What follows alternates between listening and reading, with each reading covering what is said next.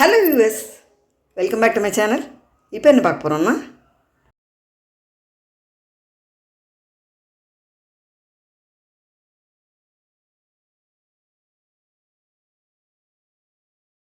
எப்படி பண்ணலான்னு பார்க்கலாமா? வீடியோக்குள்ளே போகலாம் வாங்கோ. மெயினாக ஒரு வெளுத்த பாயசம், ஒரு கருத்த பாயசம் சொல்லுவா. வெளுத்த பாயசம்னா பால் பாயசம், ரொம்பவே சூப்பரான பாலடை பிரதமன் தான் பார்க்க போகிறோம். இது பாலடை பண்ணுறதுக்கு ரெடிமேட் அடை எடுத்துட்டுருக்கேன். சின்ன கப்புக்கு 3/4 கப்பு. இதை 2 தடவை வாஷ் பண்ணிவிட்டு இதில் நல்ல கொதிக்கிற தண்ணியை விட்டு நான் 1/2 மணி நேரம் இந்த மாதிரி இது நல்லா ஊறட்டும். அப்போ தான் சாஃப்டாகும். அப்புறம் பார்க்கலாம். பால் அடக்கி 1 லிட்டர் பாலை இந்த மாதிரி நல்லா வற்ற வச்சுட்டுருக்கேன். இப்போ நல்லா இது கொஞ்சம் கொஞ்சம் வத்தின்ட்டுருக்கு. இப்போ இதை ஊற வச்சுருந்தோம் இல்லையா, வெந்நீர் விட்டு நல்லா இதாகிருக்கு பாருங்க, தெரியறதா? நல்லா வெந்திருக்கு, சாஃப்டாக இருக்கும். இது தண்ணி எல்லாம் வடித்து எடுத்துக்கலாம். இப்போ வந்து தண்ணி எல்லாம் வடித்தாச்சு. தண்ணி வடித்த இந்த அடையை கொதிச்சுட்டு இருக்கிற பாலில் சேர்த்துக்கிறேன். இப்போ அடை சேர்த்ததுக்கப்புறம் இதை கொஞ்சம் நல்லா கொதிக்க விடலாம். கொஞ்சம் கூட நல்லா குறுகணும். பாலோடு சேர்ந்து இந்த அடையை இன்னும் சாஃப்டாகி குறுகணும். அப்புறம் தான் இதில் ஜீனி போடணும். கொஞ்சம் குறுகட்டும். அடை சேர்த்து நல்லா இந்த மாதிரி குறுகி கொதிச்சாச்சு. இப்போது 1 டம்ளர் ஜீனி சேர்த்துக்கிறேன். 1.5 டம்ளர் ஜீனி வேணும். நான் 1/2 டம்ளர் ஜீனியை கேரமல் பண்ணி இதில் விடலான்னு. அப்போ நல்ல கலராகவும் இருக்கும். இப்போ அந்த ஜீனி சேர்ந்து நல்லா கொதிக்கட்டும்.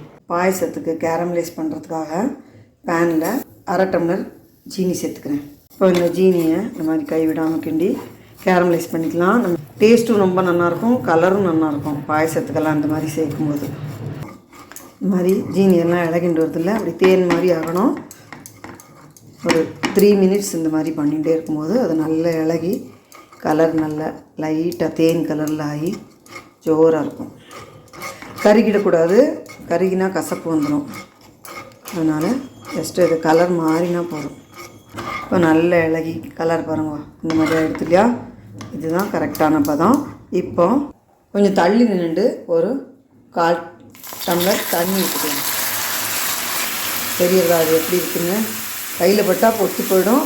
அதனால் தள்ளி நின்றுட்டு தான் பண்ணணும். இதை கொஞ்சம் இந்த மாதிரி மெல்ட் பண்ணிக்கலாம். இப்போது இந்த கேரமலைஸ்டு சுகரை பாயசத்தில் சேர்த்துடலாம். இப்போ இதை நல்லா சேர்த்து கலந்து விட்டு ஜஸ்ட்டு ஒரு தடவை கொதிக்க விட்டுக்கலாம். கலரே சூப்பராக இருக்கும் பாருங்க, ரொம்ப ஜோராக இருக்கும். அது கொஞ்சம் கொதிக்கட்டும். இப்போ நம்ம சூப்பரான அடப்பிரதமன் ரெடி. கேரமல் அடப்பிரதமன். இந்த பாயசத்துக்கு ஏலக்காய் போடுறது, முந்திரி பருப்பு போடுறதுலாம் இல்லை. நீங்கள் விருப்பப்பட்டால் போட்டுக்கலாம். பால் மணத்தோடு இது ரொம்பவே ஜோராக இருக்கும். வியூஸ் கண்டிப்பாக ட்ரை பண்ணி பாருங்க. அடுத்து நெய் பாயசம் தான் பார்க்க போகிறோம். நெய் பாயசம் பண்ணுறதுக்கு அரிசியை தனியாக வேக வச்சும் பண்ணலாம். இந்த மாதிரி குக்கரில் வச்சு குழச்சி எடுத்துன்னு பண்ணலாம். இது 3/4 டம்ளர் அளவு அரிசி, ஒரே 1 டீஸ்பூன் பயத்தம்பருப்பை வானிலையில் லேசாக வறுத்துட்டு நல்லா களைஞ்சி குக்கரில் 1 டம்ளர் அரிசிக்கு 3 பங்கு தண்ணி விட்டு நல்ல குழைய வேக விட்டு எடுத்திருக்கேன். இந்த மாதிரி இருந்தால் தான் வெல்லம் போடும்போது தேராது. இது 2/4 கப்பு வெல்லம், அதாவது 3/4 டம்ளர் அரிசி, அதுக்கு 3 பங்கு எடுத்துட்டுருக்கேன். அவ்வளவா விருப்பம் போல் சேர்த்துக்கலாம். நான் 3 பங்கு வெல்லம் சேர்த்துருக்கேன். இதை கரையை விட்டுக்கலாம். இது நல்ல வெல்லம் தான், இதில் குப்பையெல்லாம் கிடையாது. இதை கொஞ்சமாக தண்ணி விட்டு நல்ல கரையை விட்டுட்டு பச்சை வெல்லம் வாசனை போக ஒரு பாகு பதம் வந்ததுக்கப்புறம் இதை சேர்க்கலாம். அப்போ ரொம்ப நல்லாயிருக்கும். கொதிக்கட்டும்.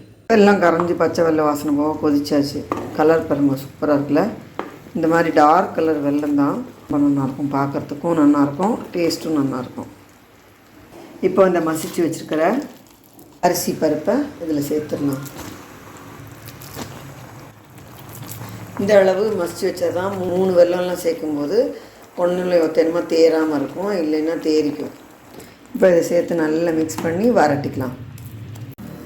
நல்ல ஜோராக வறண்டெடுத்து சூப்பராக நல்லா வறண்டாச்சு. நான் இது வரைக்கும் இதில் ஒரு சொட்டு நெய் கூட விடலை.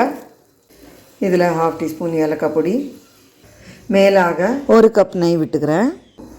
இப்போ இதை நல்லா மிக்ஸ் பண்ணி விட்டுடலாம். நெய் பாயசங்கும்போது மேலாக நெய் நிறைய தொப்பமாக இருக்கணும். நான் இப்போ கொஞ்சம் தான் விட்டுருக்கேன். நீங்கள் விருப்பப்பட்டால் இன்னும் கொஞ்சம் கூட விட்டுக்கலாம். முந்திரி பருப்பு வறுத்து போடுறதுக்கு 1 டேபிள் ஸ்பூன் நெய் சூடு பண்ணியிருக்கேன்.